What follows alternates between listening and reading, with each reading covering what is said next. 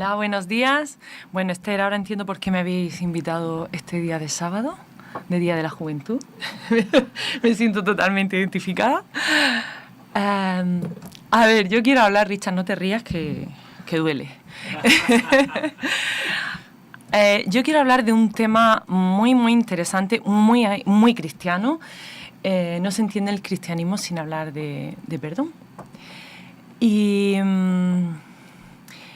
me baso en la obra de un escritor y psicólogo, Mario Pereira, conocido por algunos de vosotros, adventista, y tiene varias obras escritas sobre el tema del perdón. O sea, quiere decir que esto da para mucho. Y hay una que me encanta. Es, aparte de una lectura muy sencilla, pero luego tiene otros más densos, más para terapeutas, pero este que se llama El poder terapéutico del perdón, os lo recomiendo y cojo muchas ideas de ahí para esta reflexión. Básicamente me baso en lo que él dice porque está lleno de sabiduría. Bueno, entonces alguien dijo, voy a ello, alguien dijo que el perdón es como no darse por enterado de la ofensa. Sin embargo, no es negación. El perdón no es negación ni represión. No consiste en hacerse... No sé qué pensáis vosotros, y quiero dar unas cuantas ideas para que bueno, las meditéis y podéis estar de acuerdo o en desacuerdo. Pero el perdón, no es, insisto, no es negación. No consiste en hacerse el distraído, ni pensar que es mejor callar y ya con eso estoy perdonando el agravio. El perdón no es olvido. ¿Cómo se puede olvidar un crimen, por ejemplo? Pero sí puede ser desapasionamiento de la memoria. No es una trampa de la conciencia, sino el descubrimiento, dice Mario, y yo estoy de acuerdo con él, el descubrimiento de nuevos horizontes de significado y reconocimiento de nuestra propia condición de agresora, nuestra propia condición agresora. O sea, el perdón no es ocultamiento, sino un esclarecimiento feliz. Implica comprender la injusticia o la injuria, pero sobre todo la posibilidad de redimirse. El perdón no es impunidad, pero tampoco es un verdugo. No está reñido con la justicia, pero va más allá de la condenación y del castigo. Es sensible con el que yerra, pero no lo justifica. Y como conclusión, constituye una terapéutica para la culpa y el resentimiento. Ahí hay una serie de ideas que podemos desarrollar en este tiempo. El perdón tiene que ver con la esfera personal, ¿de acuerdo? Más que con el ámbito interrelacional. ¿Por qué? Porque en el ámbito de las relaciones donde ocurre la reconciliación, pero puede haber perdón sin reconciliación. Puede que nuestro agresor desaparezca o nunca nos relacionemos con él o no nos interese relacionarnos con él, ¿vale? Pero el perdón tiene, para diferenciar estos dos conceptos que a veces en el ámbito cristiano los confundimos muchísimo, el perdón tiene que ver más con el objetivo de recuperar la paz interior. Es una decisión, digamos, más unilateral de la víctima, en tanto que la reconciliación busca alcanzar la armonía y superar la diferencia con quien con quien estoy disgustado, ¿vale? Por eso digo que no siempre se dan los dos. Se puede dar uno y no el otro. Incluso podemos reconciliarnos sin que haya perdón y podemos perdonar sin que haya necesariamente reconciliación, ¿vale? Y esto, bueno, pues de esto hay múltiples ejemplos, pero os quiero traer un ejemplo así brevemente de Simon Wiesenthal. No sé si lo digo bien, muchos conoceréis, fue un judío que sobrevivió a un campo de concentración. la enfermera, estando en el campo de concentración, una enfermera de allí lo llamó para que fuese a la enfermería, y resulta que allí había un señor que estaba todo vendado, todo quemado y estaba moribundo. Y él no lo conocía, aparte tampoco lo podía identificar. Y finalmente el hombre, allí postrado en la cama, le habla y le dice que él es alemán, que es nazi y que necesita, sabe que se va a morir y necesita el perdón. Necesita que él le perdone por todas las atrocidades que él reconoce que han hecho el imperio nazi contra el pueblo judío. Pero claro, él se queda ahí tiempo pensando cómo él puede perdonar un pecado colectivo. ¿Cómo puede hablar él en nombre de otras víctimas que han sufrido atrocidades? ¿Él acaso era el embajador de todo el pueblo? ¿Qué hubierais hecho? ¿No? ¿Qué hubierais hecho en ese caso? Y como cristianos decimos, vaya, siempre tenemos que perdonar, hasta 70 veces 7. Pero ¿soy yo embajadora del pecado cometido contra otras personas? ¿Hasta qué punto? Bien, pues esto da para mucho, tanto que luego se hizo un estudio y se llamó a varios filósofos, pensadores, y se les plantea esta cuestión: ¿qué hubierais hecho? Pues bien, Wiesenthal, en el campo de concentración, imaginaos, todo destrozado, todo muy consciente de ese dolor, porque nosotros desde la distancia podemos juzgarlo más fácilmente. Él cogió, bajó la cabeza y se fue. Lo dejó ahí, ni le perdonó ni le dijo más. O sea, no pudo enfrentarse a eso. Pero esto le dio mucho para pensar. Y de ahí, pues ya digo, se hizo un estudio. Y es muy interesante. En el libro de Mario Pereira se recogen muchas reflexiones de filósofos y pensadores de la época, que os recomiendo que vayáis allá. El perdón es redención. Te permite hacer borrón y cuenta nueva. Te permite un nuevo comienzo. Y es que hay una reflexión muy interesante, porque cuando te acercas al agresor con resentimiento, con odio, con rabia, a él no le haces ningún daño. El daño te lo haces a ti. Y esto merece la pena una reflexión, porque el daño te lo haces a ti. El perdón se produce en nuestro interior. Representa despojarse de la sensación de dolor y, lo que es más importante, despojarse del papel de víctima. Esto trae consecuencias terribles para nuestra paz mental, nuestra paz espiritual, y también hay estudios que demuestran también para nuestra salud mental y también física. De ahí se derivan muchos trastornos y podríamos hablar de como depresión, ansiedad, el síndrome de estrés postraumático, que bueno, no me quiero detener en ello, pero hay varios trastornos mentales que se relacionan con cuando alguien ha sufrido una agresión terrible y no es capaz de perdonar, de restaurar, de alcanzar esa paz interior. Terrible, y no es fácil. Pero el perdón es contagioso, igual que el resentimiento, pero es saludable. Es la única salida para superar el pasado y progresar hacia el diálogo, la comprensión. Es un paso indispensable para alcanzar la reconciliación. Insisto, tiene que ver con la esfera personal. Y con todo esto, no digo que sea en absoluto fácil, en absoluto. Wiesenthal, el judío del que os hablaba, dijo que perdonar es algo que solo el tiempo puede conceder. Pero también el perdón es un acto de voluntad y solo la víctima tiene autoridad para tomar la decisión. Él no se sentía capaz de hablar por todas las víctimas que habían sufrido. Pero fijaos que el perdón es una decisión, tiene que ver con la voluntad. No es un sentimiento y no es fácil. Estoy de acuerdo con Wiesenthal de que es algo que requiere tiempo y voluntad y una decisión proactiva, no esperando el tiempo a que algo te llegue, sino que tú de manera voluntaria te pones en esa actitud.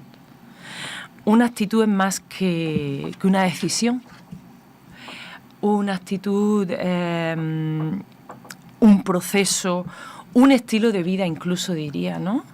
No solamente se da el perdón cuando te llega cuando alguien te agrede, sino que tú estás en ese estilo de vida conciliador, reconociéndote al mismo tiempo que tú eres en un momento agresora, que tú también necesitas de ese perdón. Y en esa actitud de estar conciliado con el Creador, con Dios y con la humanidad. Hay muchas definiciones y me gustaría leer con vosotros la definición. O sea, desde un punto de vista bíblico, y seguramente estáis de acuerdo conmigo, tiene que ver con la idea de liberar a un ofensor de la culpa y restaurar la relación. En la Biblia sí se habla de restauración, ¿no? Porque restauración con nuestro Señor. Y os quiero leer la definición amplia pero muy completa que da Mario sobre el perdón. Dice que es el proceso de curar la herida producida por una ofensa grave, que significa un cambio de corazón hacia el agresor, a través del cual abandonamos las conductas de enojo o represalia, recuperando paulatinamente el amor y la confianza hacia el otro, que puede llegar a la reconciliación o no, según el caso.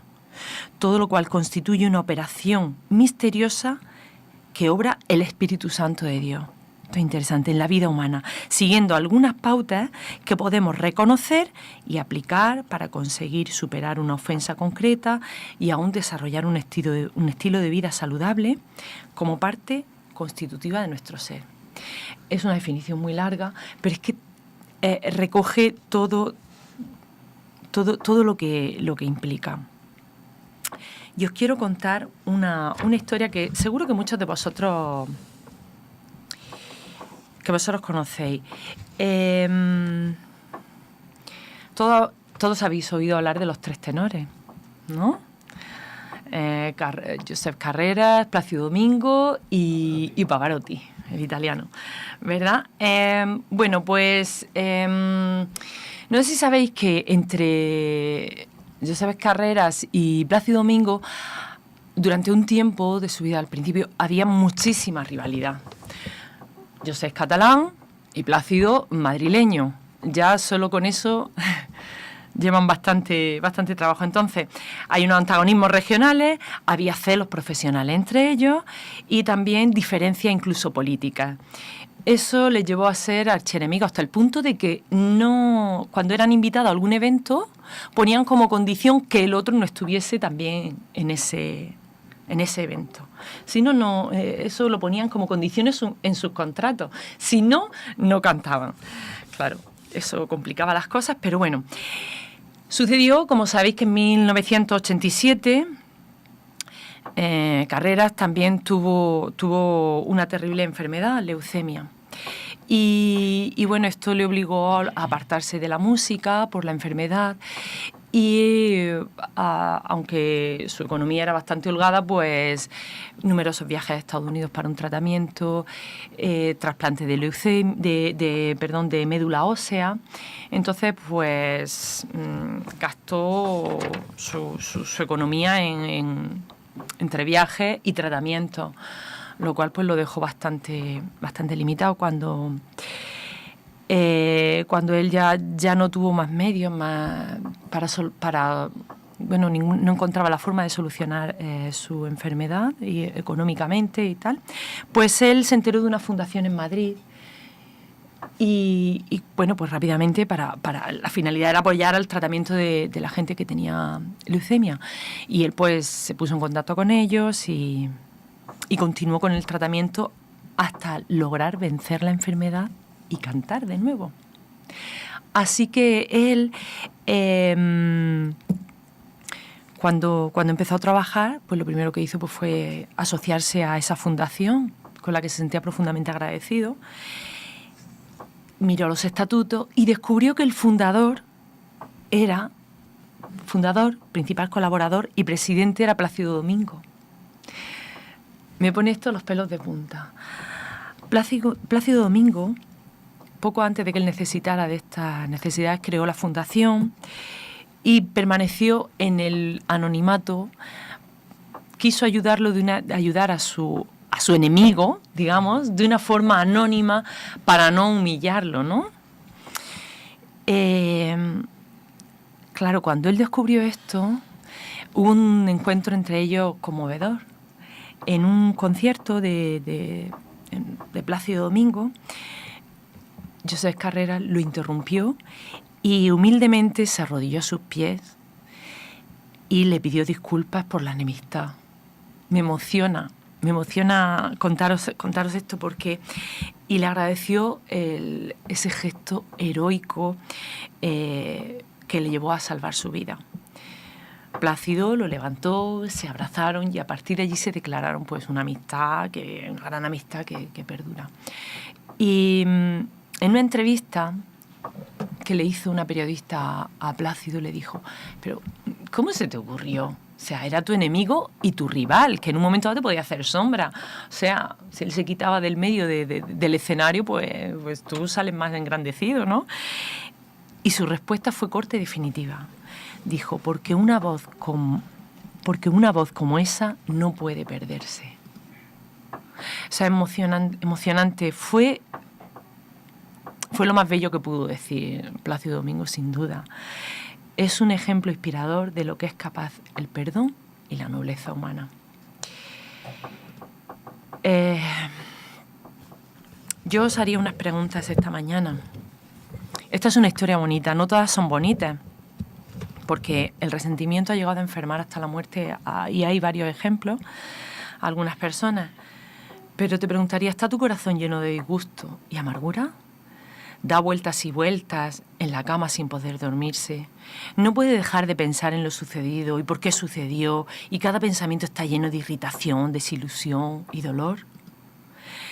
¿Qué se puede hacer para quitar de la memoria esas espinas que se clavan cada vez que pensamos acerca de esa persona? ¿Cómo apagar el fuego de la furia que rechina en el interior? La única respuesta es el perdón. Y un célebre periodista, Norman Cushing, sufría una enfermedad incurable y también, pues bueno, con la práctica de emociones positivas, milagrosamente dicen que logró superarla. Él decía: la vida es una aventura de perdón. Nada obstruye tanto nuestra alma como el remordimiento, el resentimiento y la recriminación. Los sentimientos negativos ocupan una terrible cantidad de espacio en la mente, obstruyendo nuestras percepciones, nuestras perspectivas y nuestros goces. El perdón es un don que necesitamos, no solo conceder a los demás, sino también a nosotros mismos, para dejar de castigarnos y para poder percibir en la vida un horizonte más amplio que el que nos ofrece la culpa o el rencor. Es un remedio el perdón para el rencor, contra el rencor, para nuestro corazón. Nos libera de ataduras dolorosas del pasado. Puede llegar a ser reconciliación con otro, pero especialmente lo es con uno mismo. Seguramente el perdón es Dios. Símbolo por antonomasia del perdón, el único que puede producir el milagro de ablandar el corazón más duro, endurecido por el rencor. La medicina del perdón no cuesta dinero, está a mano de la voluntad y la decisión. No es sencillo, pero ahí la tenemos. El perdón contribuye a la salud mental, al bienestar general, una bendición para la moral, para las buenas relaciones sociales y la vida religiosa. Y os quiero terminar llevando a la Biblia, nuestro mayor libro que mejor nos puede enseñar y hablar. Dejaros con Santiago, venid conmigo a Santiago capítulo 5, los versículos del 14 al 16. Aquí la Biblia aconseja la práctica de asistir al enfermo con un programa que incluye la confesión de los pecados y el perdón. Dice Santiago 5, del 14 en adelante: ¿está algún enfermo entre vosotros? Haga llamar a los ancianos de la iglesia y oren por él, ungiéndolo con aceite en el nombre del Señor. Y la oración de fe sanará al enfermo, y el Señor lo levantará. Y si hubiera cometido pecados, le serán perdonados. Confesaos pues los pecados unos a otros, y orad unos por otros, para que seáis sanados. La petición eficaz del justo puede mucho. El Señor sabía que nuestra salud depende mucho del perdón, de que entre nosotros restablezcamos las relaciones, de que entre nosotros confesemos nuestros pecados. Igual que en la oración modelo dice: perdona nuestros pecados igual que nosotros perdonamos a los que nos ofenden. O sea que estamos llamados al perdón. El Señor nos perdonó primero. Y pedimos perdón porque nosotros también tenemos que ejercer del perdón. Porque es lo que nos trae paz a nuestro alma. Dos aspectos terapéuticos del perdón. Evita que se desarrollen actitudes y emociones negativas que arruinan nuestra salud en el más amplio espectro, a salud mental, espiritual, física. Y otro aspecto terapéutico es que nos libera de la culpabilidad, que nos quita el sueño, que nos enoja, que nos hace más feos, que nos libera del disgusto y de la enemistad con los demás. Este es mi deseo para todos vosotros, y para mí, que practiquemos el perdón. Y me quedo corta, pero bueno, es una reflexión. Me quedo corta porque hay mucho que hablar, que quizá en otra ocasión podremos hablar más del perdón y de cómo llegar a esa terapia, cómo sanar esos rencores que puedo tener escondidos en mi alma. Así que para otra ocasión, cuando queráis.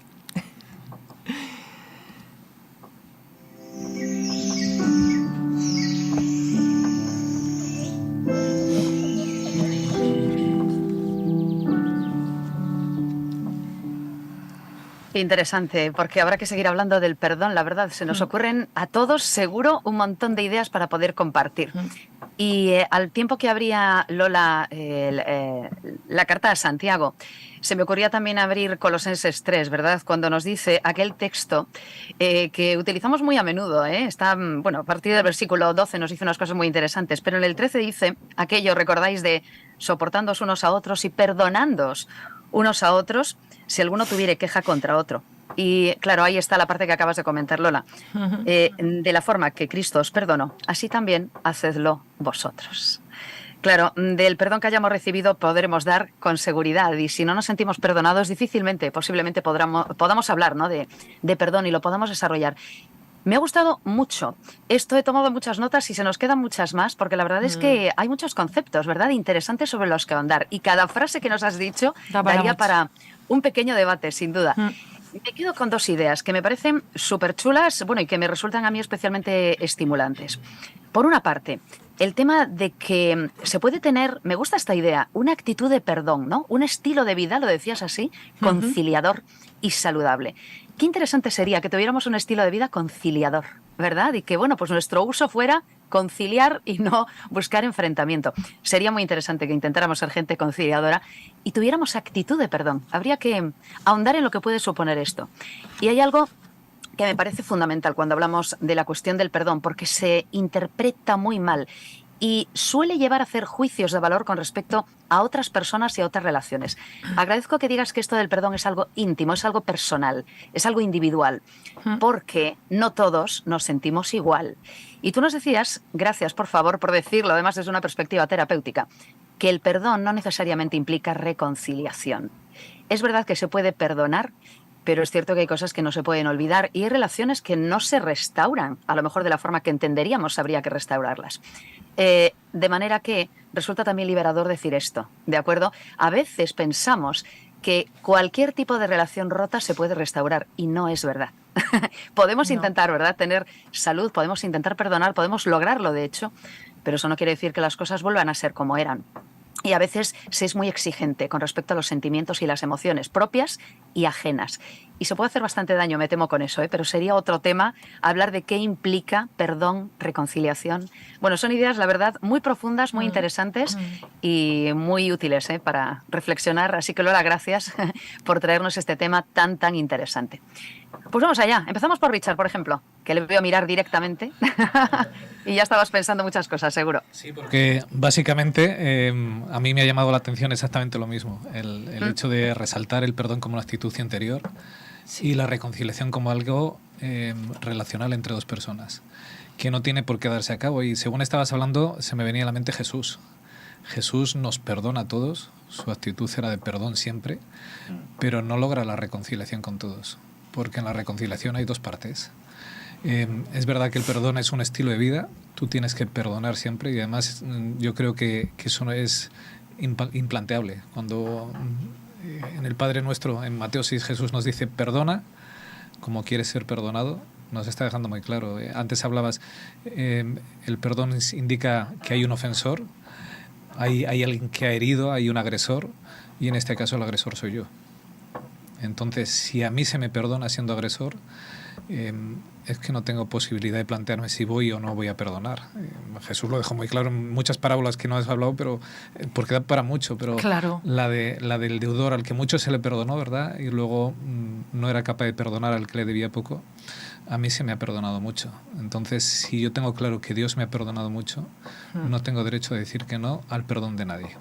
Es que quizás he dado una visión muy humanista, al final he hablado de la Biblia, una visión muy humanista porque me interesaba mucho dejar claro el concepto de perdón, porque a veces en el mundo cristiano tienes que perdonar y a veces se confunde con la reconciliación. Claro. Eso es fundamental, que no, porque si es un agresor que te está dando y te lleva al punto hay historias de muerte incluso en tema de malos tratos, porque tienes que perdonar, vale, perdónale, pero a lo mejor no tienes que convivir con él. Ahí está. Por eso me gusta mucho la reflexión, porque has dejado muy claro, el perdonar, tengo que perdonar. O sea, aunque sea mi agresor, mi violador, lo que sea, tengo que perdonar en primer lugar porque yo no soy inocente y yo necesito ser perdonado y tengo que perdonar, porque el perdón me va a sanar, pero la reconciliación ya es otro tema. En la reconciliación Jesús nos pide un cambio de actitud, es verdad que no nos pide la perfección, ¿vale? Pero Jesús dice, cambio de actitud, vente hacia mí, lo que te falte yo lo pongo.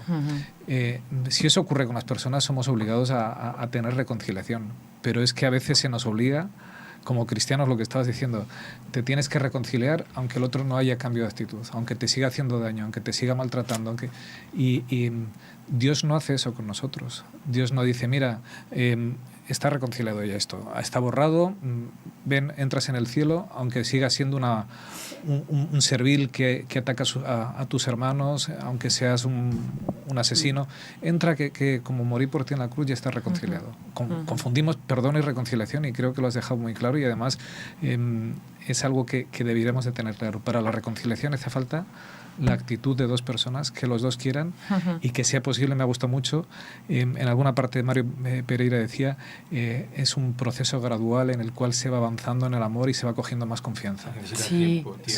Entonces, en el perdón no necesita tiempo, en el perdón yo necesito perdonar porque es algo que... Sí, pero a veces necesitas tiempo, o sea, para ir tú poco a poco entrando en esa actitud, o sea, porque tú ahora mismo tienes rabia y no haces así y cambias, y odias hacia otra persona y no cambias de golpe. Necesitas oración, necesitas ponerte de rodillas, necesitas pedir la ayuda de Dios. Necesito tomar conciencia de quién soy, y cuando tomo conciencia de quién soy, el perdón tiene que venir instantáneo. Ahora, la reconciliación sí que lleva tiempo y no siempre es posible.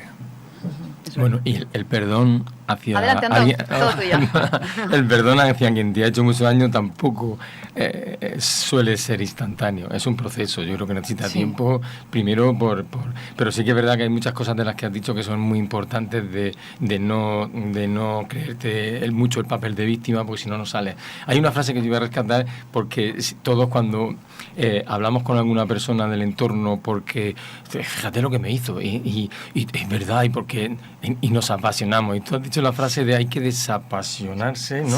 Desapasionamiento de la memoria, ¿no? Y claro, cuando tú recuerdes el hecho, tienes que verlo ya de otra manera. Porque si te apasionas, entonces es que eso arde todavía y entonces no puedes perdonar instantáneamente, porque realmente es que la calumnia fue tan grave, es que el daño fue tan grave que no puedes desapasionarte de un momento para otro. Necesitas un poco de tiempo para curar esa herida, pero es hacia donde tenemos que tender, ¿no? Claro, yo creo que el ser humano, el hombre, ha inventado eso. Qué bueno hubiera sido cuando aquel estaba allí, todo vendado, a punto de morirse y totalmente culpabilizado por todas las acciones que había cometido, pues que hubiera llegado alguien con el gesto que se pone el trocito de tela y que hace así y dice las palabras mágicas, ego te absolvo. Y entonces uno ya se queda, pues ya soy perdonado, ¿no? Tenemos la necesidad del perdón. Cuando cometemos algo, en algún momento vamos a comprender que hicimos mal. Por eso esta reflexión es como si cada vez que conforme ibas hablando se producía un silencio mayor dentro del interior, que uno comprende la dificultad que supone a veces vivir y enfrentar las relaciones, porque nos causamos heridas, nos causamos daño y nos quedamos resentidos. Y ojo, no lo he mencionado, pero trayéndolo a nosotros como cristianos, ojo con el perdón arrogante. Ya. ¿No? Sí, señor. Ese de que te perdono porque para mostrar mi misericordia y mi superioridad moral con respecto a ti. Yo soy más cristiana, yo soy mejor que tú, y entonces te perdono. Porque como los cristianos tenemos que perdonar sí o sí, sin entender qué significa perdonar, o me voy y me expongo a lo que comentábamos antes, a ese maltrato reiterado, a esa agresión permanente, lo cual no, porque yo también me tengo que amar a mí. O luego pasamos al otro extremo, a esa, como soy incapaz de perdonarte, sí, te perdono desde fuera, pero para que veas mi rectitud delante, y eso te está castigando, esa arrogancia, ¿no? Sí. Entonces... Una idea equivocada. Total. Algunas aproximaciones, porque esto es inagotable. Aquí podríamos estar hablando de este tema, porque se escribe en libro y podríamos estar dialogando sobre esto, porque tiene muchos recovecos. Pero lo primero que me había hecho resonar es que el tiempo es tiempo. El tiempo ni es bueno ni es malo. El tiempo se necesita para que se pongan en marcha ciertas actitudes, que estamos hablando de actitud, ciertas conductas, hablábamos de oración, para que se posibilite el atravesar ese proceso que aquí hemos dicho, ¿no? Es un proceso, tal. O sea que eso se necesita tiempo, claro, se necesita tiempo, pero se necesita tiempo para poner en marcha cosas, porque si solo damos tiempo, si estamos en un punto y dejamos pasar 5 años, vamos a estar en el mismo punto dentro de 5 años si no hemos puesto en marcha ese cambio de actitud. No es mágico el tiempo. No, a mí me ha gustado el tema del desapasionamiento, yo también lo quería destacar, porque eso, al fin de cuentas, Antón, es tomar distancia. Y es fácil decirlo cuando lo vemos en otro, porque tenemos esa distancia, pero cuando uno está inmerso en un proceso... Mira, podemos saber mucho de la teoría, pero muchas veces estamos embarrados y no somos capaces, ¿no?, de ver el fuego, no por el humo. Hay que coger distancia. Y eso solo lo posibilita el Espíritu Santo, ¿no? Si como creyentes ponemos en marcha y nos agarramos a él. Pero hay una cosa también que quiero destacar, que aquí lo hemos dicho. No podemos amar al otro, no podemos llegar a ese momento en el cual yo tomo conciencia de que realmente lo sano es perdonar al otro, si no puedo amar al otro, si antes, y subrayo lo de antes, no me amo a mí mismo. Y esto va de cuidarse uno también. Por eso el mandamiento es muy claro: amar al otro como a uno mismo. Primero te amas a ti y amas el querer reconciliarte tú con tu parte dañada, con esa herida. Cuando podamos ver, porque muchas veces cuando hablamos de perdón lo que estamos diciendo es pasar por encima largo, ve rápido, ya, olvida, esto duele mucho, no quiero saber nada, ¿no? Eso finalmente puede salir de forma agresiva hacia ti, que es la depresión, o hacia el otro. Efectivamente. Por eso, el otro con un estallido, ¿no? Esos estallidos que dices tú, ¿por qué por este absurdo has estallado de esta forma? Porque vamos guardando ahí cositas. Por eso en terapia se hace mención, una metáfora que yo, para no perderme, me suele servir, y es la diferencia entre tragar y masticar. Es decir, muchas veces nos tragamos las cosas rápido, y nos hacen daño. Nos hacen daño, tenemos una mala digestión, nos dan retortijones y tal. Cuando se hace una buena masticación, cuando se hace un buen proceso, cuando esto lo degusto, aunque a veces es amargo, yo luego tranquilamente voy a tener una buena digestión, voy a poder expulsarlo con mucha más tranquilidad. Es muy diferente, por eso, el atravesar estas situaciones. Por eso hay que tomar esa distancia.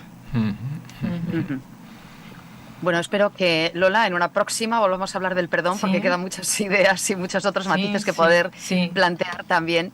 Mientras os estaba escuchando hablar, me venía a la mente también otro texto, lo busqué ahora, de Proverbios 17:9, que dice: el que perdona la ofensa cultiva el amor, el que insiste en la ofensa divide a los amigos.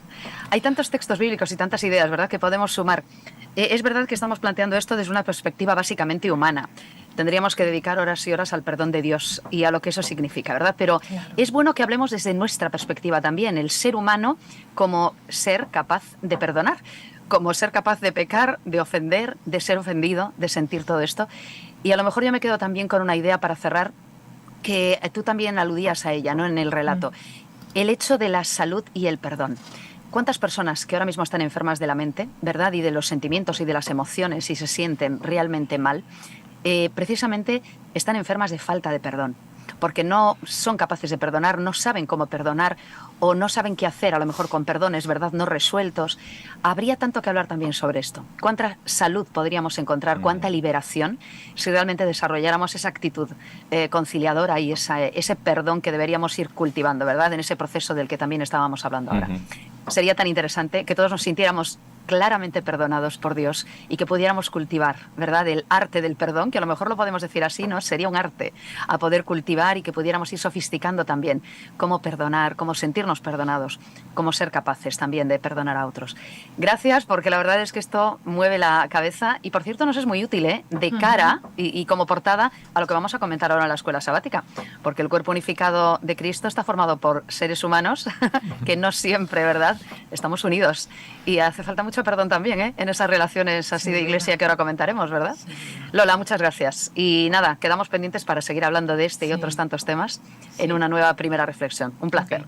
Pues vamos a continuar, seguimos en La Iglesia en Casa, aquí estamos dispuestos enseguida para nuestra escuela de Biblia tras esta pausa.